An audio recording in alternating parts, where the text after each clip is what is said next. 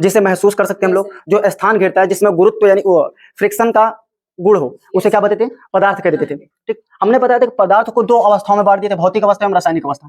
ठीक, यानी भौतिक अवस्थाओं में पदार्थ को हम लोग पढ़ लिए थे, उसकी जो 5 अवस्थाएं बताए थे, ठोस, द्रव, गैस, बोस, अनटेंस, कंडेंसर बताए थे, और एक प्लाज्मा, ये सब पढ़ लिए थे। अब आज हम लोग देखेंगे कि फिर आगे पढ़ना है रासायनिक परिवर्तन में हम लोग देखेंगे कि शुद्ध पदार्थ क्या होता है, मिश्रण क्या होता है, मिश्रण में देखेंगे समांगी वो समांगी मिश्रण एवं विषमांगी मिश्रण देखेंगे। फिर शुद्ध पदार्थ में तत्व एवं यौगिक देखेंगे। क्या देखेंगे? तत्व एवं यौगिक। तत्व में कौन सा? एक धात्विक देखेंगे, धातु देखेंगे, एक अधातु देखेंगे। ठीक, धातु अधातु, उसी में उपधातु भी देख लेंगे, पढ़ लेंगे उसको। फिर यौगिक में क्या देखेंगे? कार्बनिक रसायन, इनऑर्गेनिक रसायन, यानी ऑर्गेनिक केमिस्ट्री, इनऑर्गेनिक। ठीक, फिर यहाँ पे समांगी विषमांगी देख लेंगे। पहले आज हम जो देखने चल रहे हैं द्रव्य की अवस्था में परिवर्तन, द्रव्य की अवस्था में किस तरीके से परिवर्तन कर लेता है, कैसा जादुई चिराग जो बदल लेता है।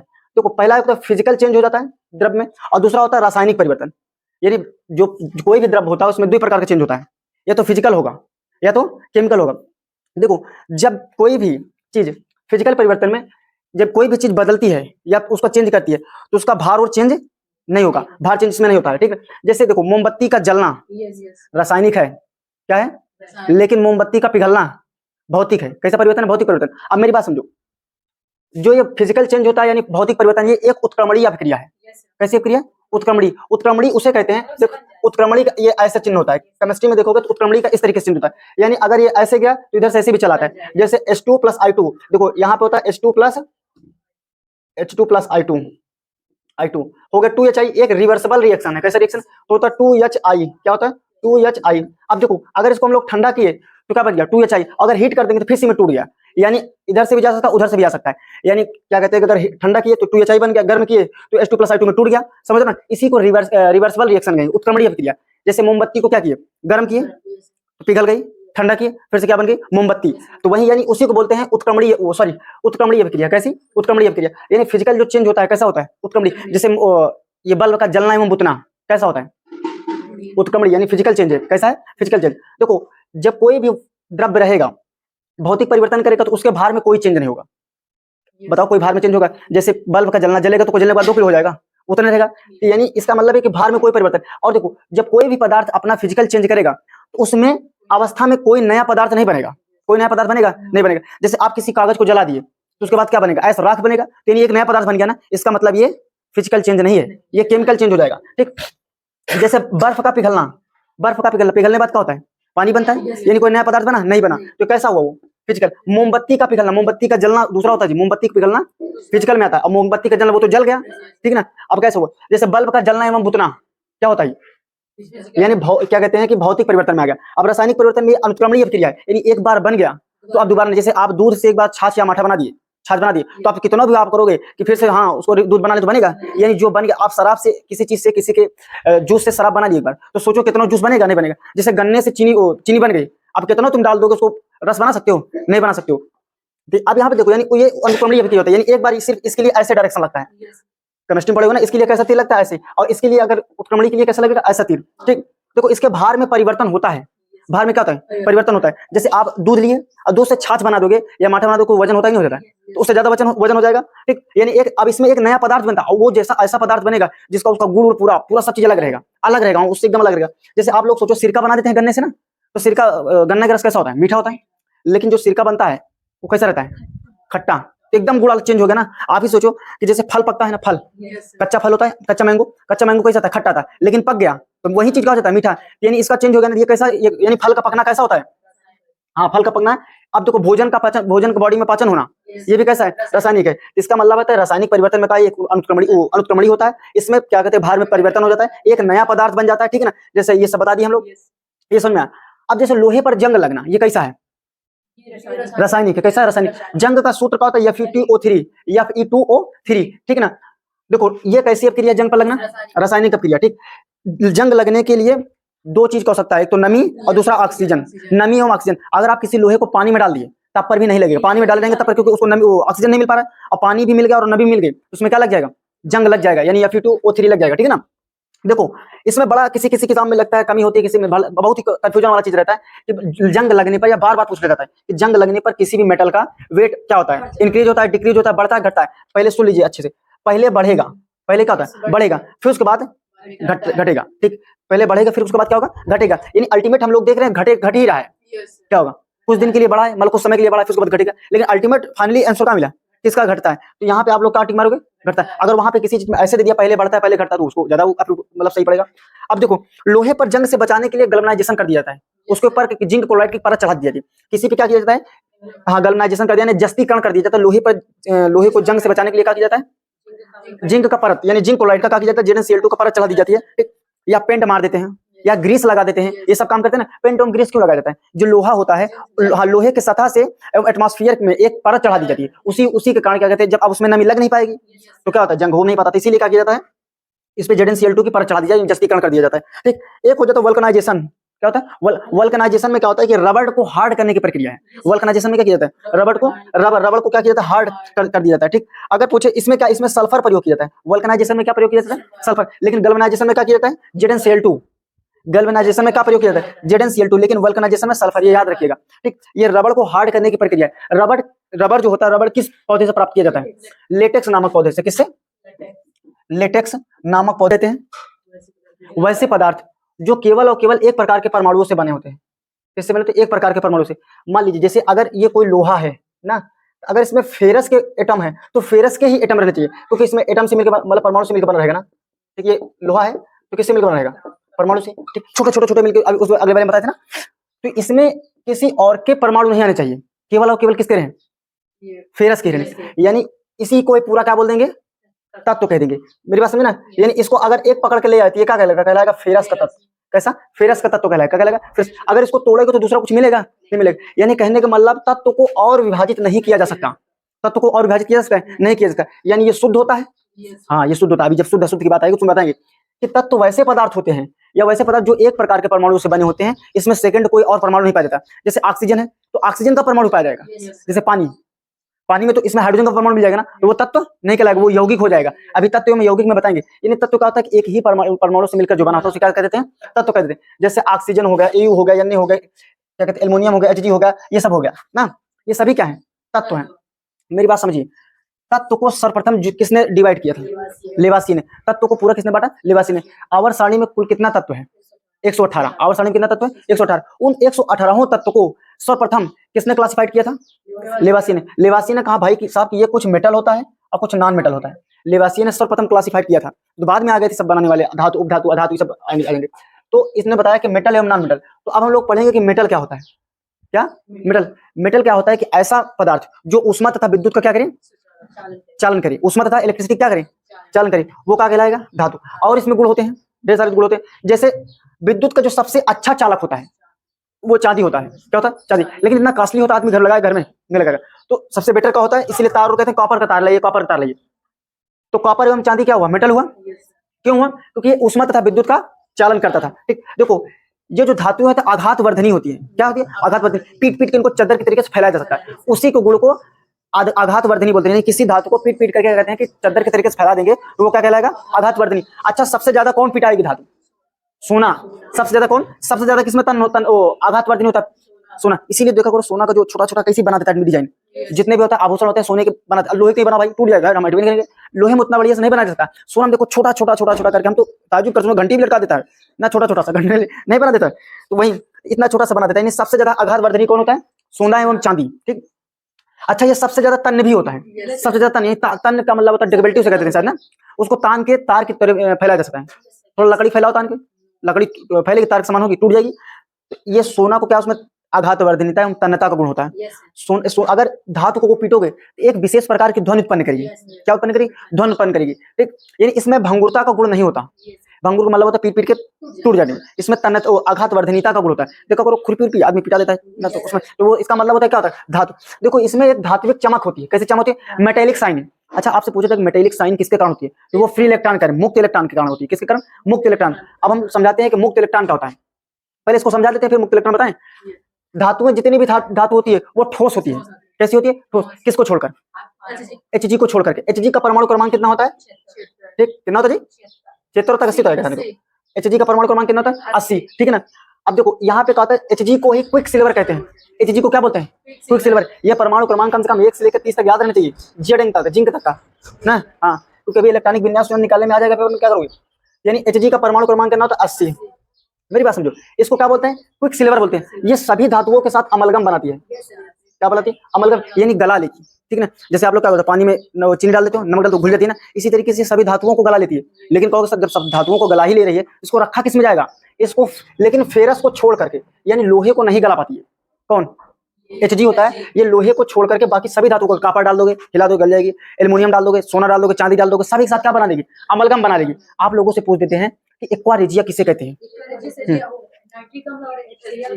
ठीक, यानी HNO3 और HCl को, ठीक, सॉरी लिख देते HNO3 और HCl को, ठीक।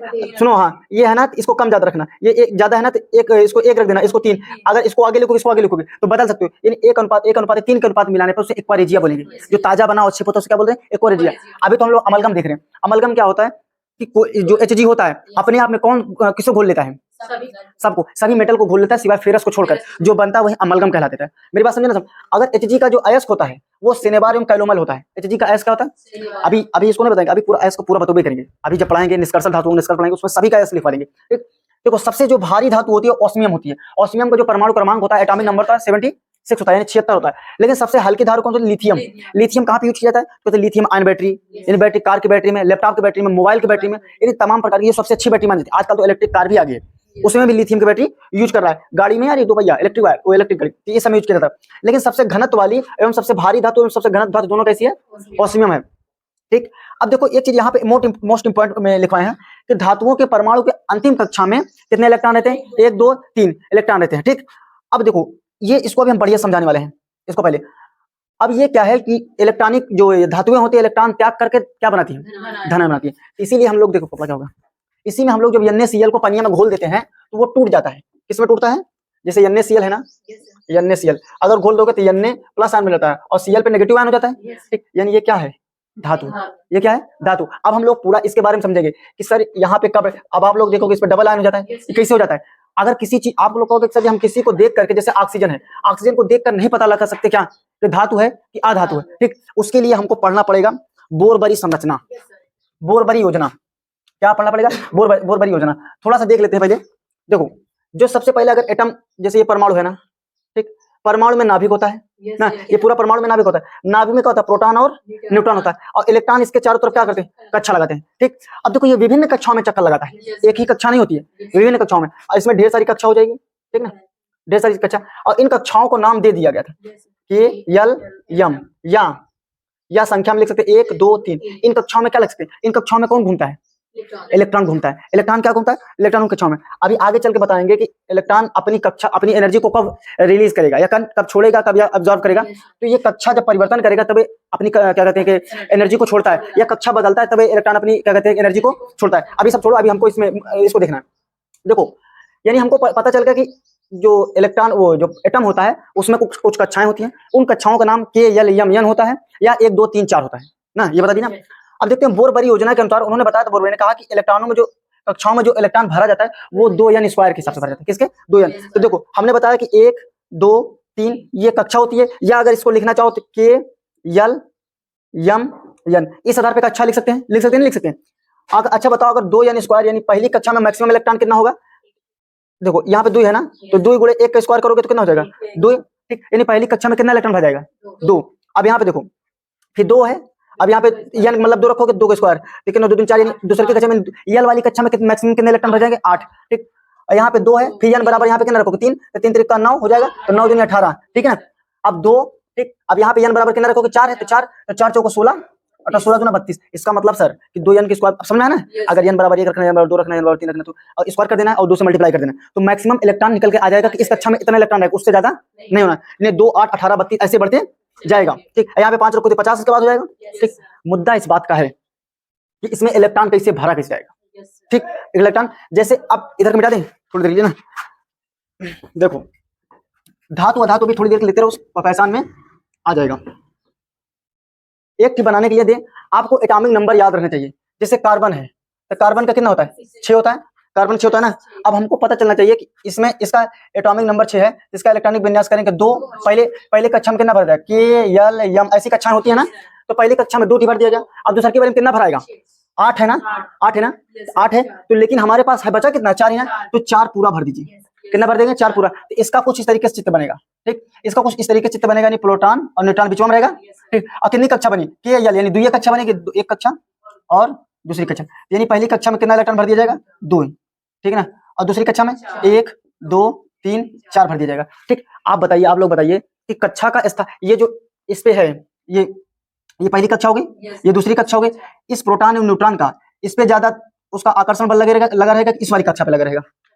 पहली वाली कक्षा में जैसे हम यहाँ पे हैं, तो एक बेंच यहाँ पे तुम लोग आगे बैठे, फिर आगे बैठे, फिर ऐसे बैठे, फिर ऐसे लोग बैठे, तो सबसे ज्यादा स्थापत्य मेरा किस वाली बेंच पे रहेगा, फर्स्ट वाली पे। लास्ट वाला भाग के चलेगा पीछे, बिना पूछे कोई क्या कर रहा है पीछे, समझ आएगा नहीं। तो इसी तरीके से जब भी इलेक्ट्रॉन निकलेगा, पहले पांचवी वाली कक्षा से निकलेगा, ठीक, पहले कहां से निकलेगा, पांचवी। यही वाली कक्षा क्या काम करती है, यही वाले जो होते हैं इलेक्ट्रॉन, यही फ्री इलेक्ट्रॉन कहलाते हैं, मुक्त इलेक्ट्रॉन कहलाते हैं। कैसे इलेक्ट्रॉन, अब बताओ जी, ये P+N जो, अब देखो ये भी बताएंगे आगे चल के, अभी जब पूरा बताएंगे कि परमाणु संरचना बताएंगे ना, तो उसमें बताएंगे किस तरीके से, बाकी तुम लोग पढ़ाई ही है।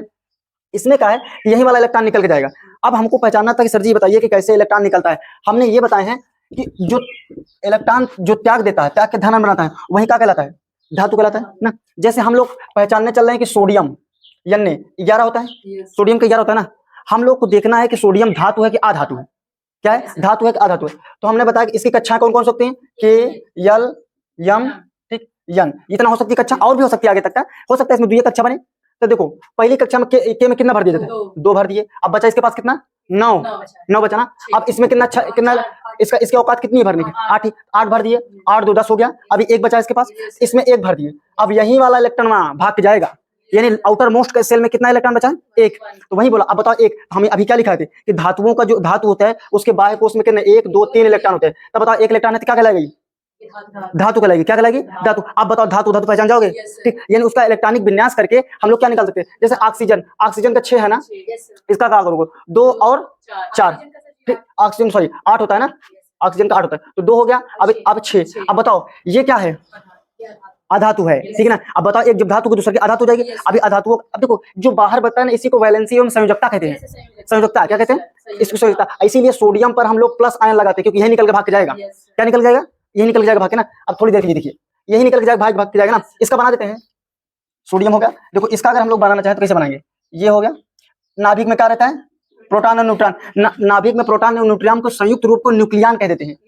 इसको पूरा संयुक्त रूप को क्या बोलेंगे, न्यूक्लियन बोल देंगे। अब उसमें कई कक्षा बनी है, के एल एम ना। तो के वाली कक्षा में कितना इलेक्ट्रॉन है, 1 2, ठीक, 2 हो गया। और इस वाले में कितना, 8 है, 1 2 3 4 5 6 7 8 हो गया। अब लास्ट वाली कक्षा में कई इलेक्ट्रॉन बचा, इस वाले में, एम वाले में 1, तो यहाँ पे सिर्फ 1 ही बचेगा, और घूमेगा ऐसे से, घूमेगा नहीं घूमेगा। अब मेरी बात समझो, प्रोटॉन और न्यूट्रॉन का सबसे ज्यादा स्थायित्व किस पे रहेगा, पहली वाले पे, फिर उसके बाद दूसरे, फिर इसके बाद इस पे बचेगा। यानी अगर कोई इलेक्ट्रॉन जाना चाहेगा तो पहले ये वाला निकल जाएगा, नहीं पहले ये वाला निकल जाएगा। जब ये जितना जाएगा उतना धन आवेश उस पे आ जाता है, जितना जाता है उस पे कितना उतना ही धन आवेश आ जाता है। अब इसीलिए यहाँ से इसी को क्या बोल देंगे, फ्री इलेक्ट्रॉन। इसी के कारण धातुएं चमकती है, समझा ना, फ्री इलेक्ट्रॉन धातुएं चमकती है। अब मेरी बात समझो, देखो अब यहाँ पे ले लेते हैं क्लोरीन। क्लोरीन का कितना होता है, 17। अगर इसमें हम लोग देते हैं, हो सकता है के बने, यल बने, यम बने, यन बने, और भी कक्षा बने, हमको नहीं पता। लेकिन हम लोग इतना जानते हैं कि के वाले में कितना भर जाएगा, 2 भर जाएगा। इस वाले में कितना भर, 8 8 2 10 तो निपटा दिए हैं। अब इस वाले में कितना भर जाएगा, ठीक, लेकिन 18 भरा जाता है, लेकिन 8 के पैकेट के रूप में भरा जाएगा, याद रखना। 18 पूरा नहीं भर देंगे, यहाँ पे क्या भर जाएगा, 8। यहाँ कितना हो जाएगा, अगर 8 भर दिए थे, सोचो क्या, यहाँ पे 7 भर देंगे। कितना भर देंगे, 7 भर देना। अब देखो कोई भी परमाणु रहता है अपने स्थायित्व को बरकरार रखना चाहता है। जैसे अभी सोचो मेरे पास 10 रुपए है और 9 रुपए है, मैं चाहूंगा कि मुझे 1 रुपया मिल जाए और मैं अपना 8 का जोड़ा पूरा कर लूं। जो कोई भी रहता है ना, तो वो चाहता है कि कम से कम मेरे वाले में, मेरी कक्षा में 8 इलेक्ट्रॉन तो रहा करे। कहोगे सच भी हमें नहीं, इसमें तो उसका दूर तो पूरा है, उसका स्थायित्व पूरा है, लेकिन इन सभी की औकात जो है, अगर इसमें कितना भर जाएगा, 8 तो अपना फुल किया, इसमें कितना भर जाएगा, 18, इसमें कितना भर जाएगा, 32। अगर कह रहा है कि अगर 32 नहीं हो पा रहा है भैया, तो कम से कम 8 तो दे दे हमको, ठीक। लेकिन कह रहा 7 तभी ढूंढेगा कि हमको कोई इलेक्ट्रॉन दे दो। अब ये इलेक्ट्रॉन लेकर ऋण आयन बनाएगा, वो धन आयन बनाएगा।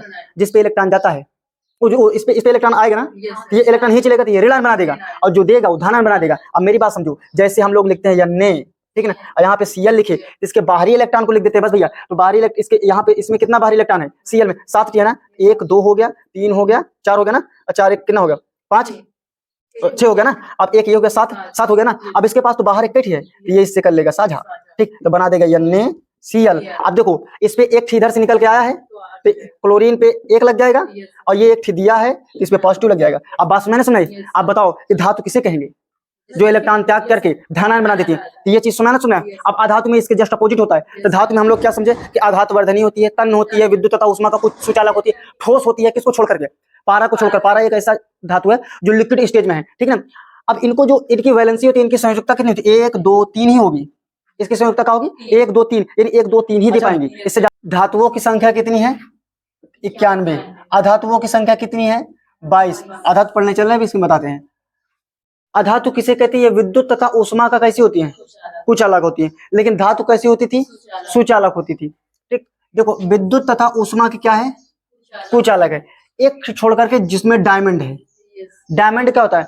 ये सिर्फ उष्मा का चालक होता है, विद्युत का नहीं। उष्मा का। ग्रेफाइट अभी आएगा, वो ग्रेफाइट कैसा होगा? विद्युत का सुचालक होगा। लेकिन ग्रेफाइट भी कैसा है? अधातु है। और डायमंड भी कैसा है? अधातु। हमने बताया कि धातुएं क्या होती है? कठोर होती हैं, लेकिन सबसे भयंकर कठोर तो यही है। जो सबसे ज्यादा जो कठोर है वो अधातु है। यानी पृथ्वी पर कठोरतम पदार्थ कौन सा है? हीरा। वो कैसा है? अधातु है। तो मेरी बात समझो, जो हीरा है वो कार्बन का अपर रूप होता है, और ग्रेफाइट है वो भी कार्बन का अपर रूप होता है। अपर रूप का मतलब होता है आंतरिक संरचना जो होती है वो बराबर होती है। देखो जो पेंसिल में लगा होता है वो तो काला काला होता है, लेकिन हीरा तो चमकता रहता है। कहोगे सर वो तो काला है, कैसे अपर रूप हुआ? देखो अंदर का जो होता है आंतरिक संरचना, आंतरिक बनावट कैसी होती है? अपर रूप होती है। यानी उसी को अपर रूप, आंतरिक बनावट को, बाहरी बनावट को नहीं, वो तो फिजिकल हुआ ना। जो उनका केमिकल अंदर वाला गुण होता है वो क्या है? बराबर है। इसीलिए बोलते हैं कि ये ग्रेफाइट एवं कार्बन किसके अपर रूप होता है? कार्बन के अपर रूप है। यानी पृथ्वी पे सबसे ज्यादा को क्या पाया जाता है? कार्बन पाया जाता है। पृथ्वी पे सबसे ज्यादा कौन सा पाया जाता है तत्व? तो कार्बन है। जो मार्कर लिए है कार्बन, ये हम लोग सब कार्बन, जिससे भी घिरे हुए सारी चीजें क्या है? कार्बन। इसीलिए कार्बनिक रसायन को अलग से पढ़ा जाता है, समझ में ना। जिसमें भी कहीं पर भी कार्बन दिख जाता है उसे कार्बनिक रसायन के अंतर्गत आ जाता है। तो हम लोग क्या देख रहे थे? जो डायमंड होता है ये उष्मा का चालन कर देता है, इसीलिए आप सब सामने हो जाता है, अपवाद में हो जाता है। किसके? अधातु के, ठीक। देखो सबसे कठोरतम पदार्थ कौन सा है? डायमंड। डायमंड की जो संरचना होती है चतुष्फलकी होती है। कैसी होती है? चतुष्फलकी। देखो जो हीरा हो चमकता है ना, टोटल इंटरनल रिफ्लेक्शन के कारण। किसके कारण? पूर्ण आंतरिक परावर्तन के कारण। ये प्रकाश का चैप्टर है, जनरल कर दो तुम लोग। ये क्या होता है? पूर्ण आंतरिक परावर्तन के कारण चमकता है। लेकिन हीरा का सबसे ज्यादा चमकने में गुण होता है उसके कारीगर का। उसको जिस तरीके से काटेगा, काटने में मेन महत्व है।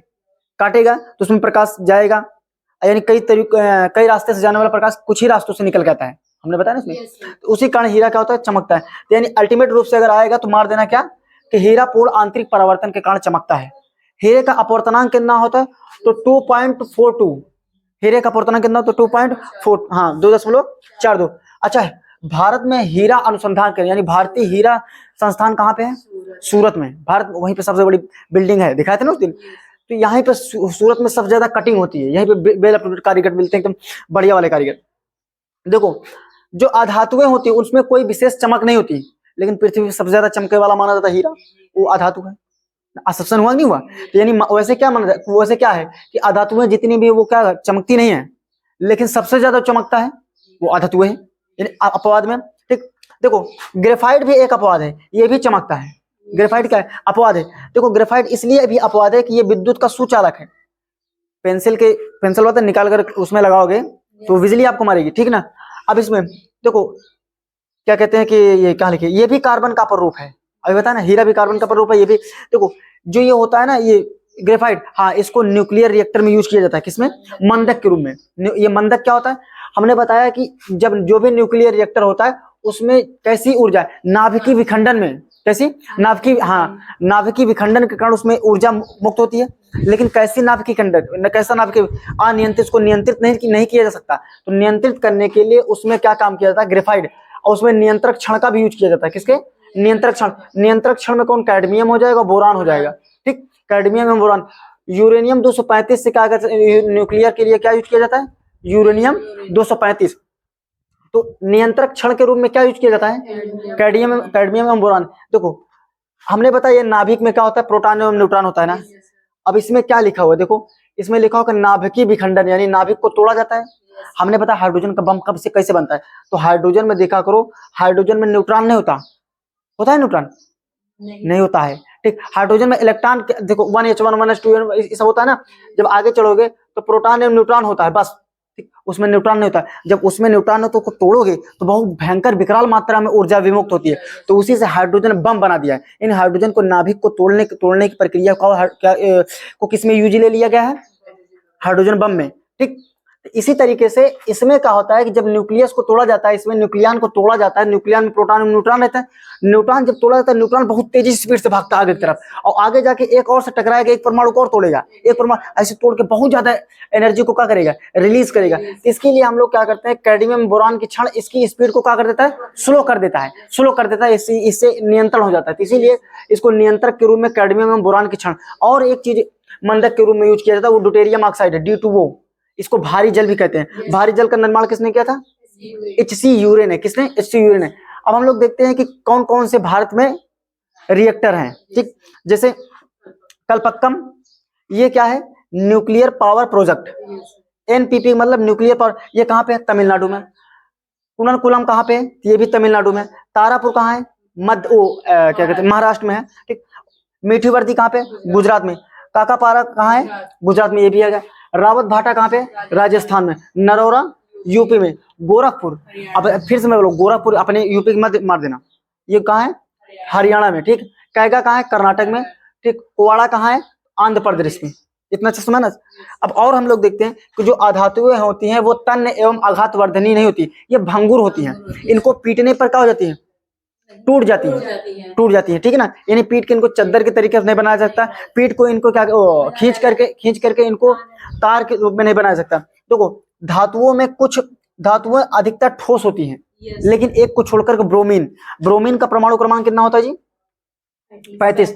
ब्रोमीन कैसी है? ब्रोमीन ऐसी अधातु है जो लिक्विड स्टेज में पाई जाती है। कैसी? लिक्विड स्टेज में। ठीक, देखो कुल अधातुएं कितनी है? 22।